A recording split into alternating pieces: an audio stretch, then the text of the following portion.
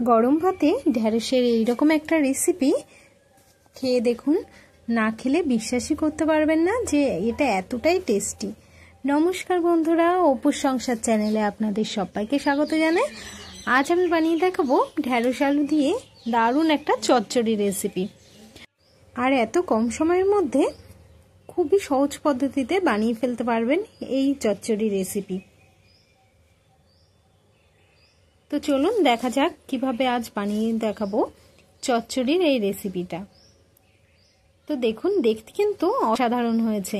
আর এখানে ঢ্যাঁড়সগুলো আমরা একটু কেটে নেব। ঢ্যাঁড়সগুলো কিন্তু এখানে ছোট বড় সব রকমই আছে, তো ভালোভাবে ধুয়ে কেটে নিতে হবে। তো এখানে কেটে নেওয়া হয়েছে।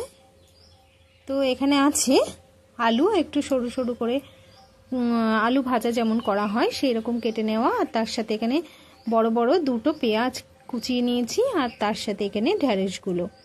তো ঢ্যাঁড়সগুলো মাঝখান থেকে কিন্তু একটু কেটে দিয়েছি। আর এখানে আছে সর্ষে বাটা আর কাঁচা লঙ্কার পেস্ট। কাঁচা লঙ্কাটাও এখানে বেটে নিয়েছি। এখানে আছে অনেকগুলোই লঙ্কা, পরিমাণ মতো আপনারাও দিয়ে দেবেন। তো এতে শুধু লঙ্কা আর সর্ষে বাটাটাই দিলেই হয়ে যাবে। তো প্রথমে গ্যাসটা অন করে কড়াইতে দিয়ে দেব কেটে রাখা ঢ্যাঁড়স, আলু আর পেঁয়াজটা। দিয়ে দেব একটু লবণ আর দিয়ে দেব একটু হলুদ।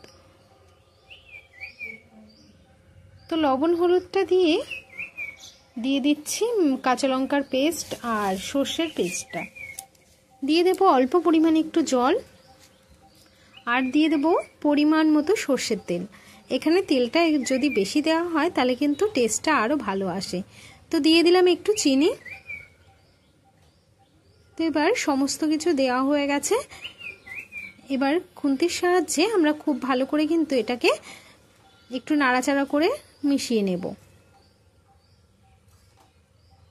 ঘরোয়া পদ্ধতিতে কম তেল মশলায় আপনারা যদি এই রান্নাগুলো দেখতে চান তাহলে আমার চ্যানেলে গিয়ে আপনারা দেখে আসতে পারেন। রান্নাগুলো ভালো লাগলে চ্যানেলটিকে সাবস্ক্রাইব করে পাশে থাকার অনুরোধ রইল। তো এবার এভাবে কিন্তু কিছুক্ষণ ধরে নাড়াচাড়া করে নিতে হবে, যতক্ষণ না এর জলটা শুকায়।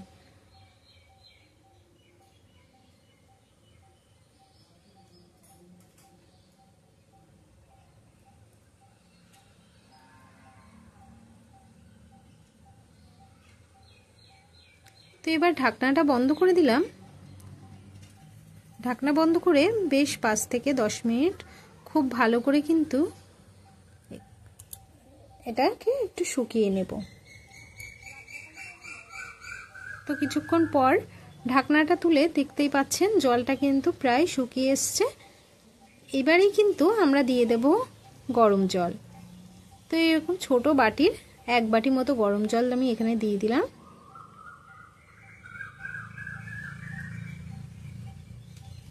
জলটা দিয়ে আবারও একটু নাড়াচাড়া করে নেব।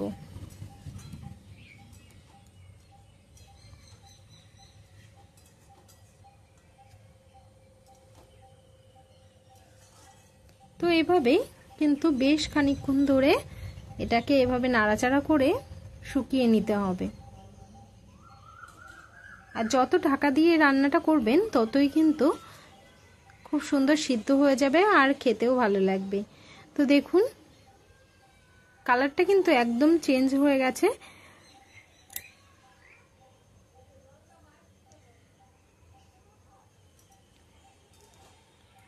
তো এবার খুন্তির সাহায্যে খুব ভালো করে নাড়াচাড়া করে নিয়ে নাড়াচাড়া করতে হবে এভাবে। আর দেখুন আলুটাও কিন্তু খুব সুন্দর সিদ্ধ হয়ে গেছে।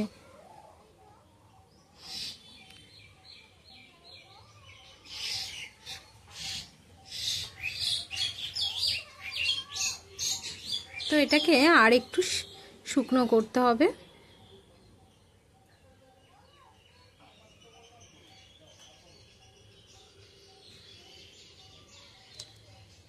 তো অনেকটাই শুকনো হয়ে এসছে এখানে, আর বেশি না শুকনো করলেও হবে।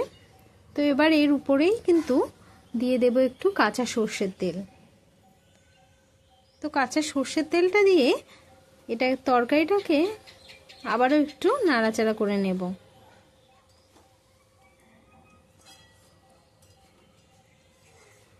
এভাবে নাড়াচাড়া করে নামিয়ে নিলেই কিন্তু রেডি হয়ে যাবে ঢ্যাঁড়স আলু দিয়ে ঢ্যাঁড়স আলু চচ্চড়ি।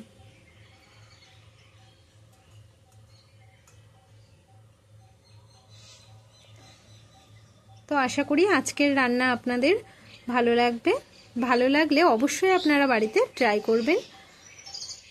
এভাবে ট্রাই করে দেখুন, এত ভালো লাগে খেতে, না করলে কিন্তু বিশ্বাসই করতে পারবেন না। আজ এই পর্যন্ত, আবার দেখা হবে নতুন কোনো ভিডিওর সাথে। সবাই ভালো থাকবেন।